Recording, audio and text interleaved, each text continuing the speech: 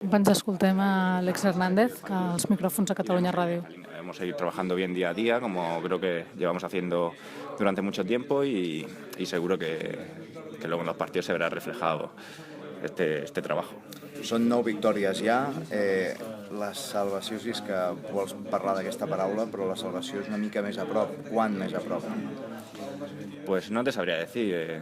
Yo creo que ahora todos los equipos que estamos abajo creo que hemos dado un paso adelante, y va a ser un final muy igualado y muy interesante. Nosotros debemos de seguir en esta línea, de no pensar mucho en la salvación, no pensar mucho en los rivales, sino pensar en hacer bien nuestro trabajo y tratar de conseguir el máximo de victorias posible. Teniendo en cuenta que queda bastante temporada aún y que solo estáis a un partido así de la salvación, ¿esta victoria de hoy os da más seguridad, más tranquilidad para afrontar el que queda de temporada?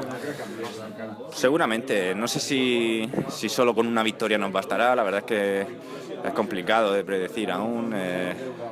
Yo, Estudiantes, por ejemplo, ha dado un paso adelante y está jugando a un nivel muy alto. No sé, la verdad es que tampoco nos tenemos que marcar un objetivo de ganar un partido o seleccionar un partido, no. Tenemos que pensar en el siguiente partido. Ahora vamos a ir a Murcia, vamos a tratar de hacer una buena semana de entrenamiento, de preparar bien el partido y tratar de llevarnos la victoria de Murcia.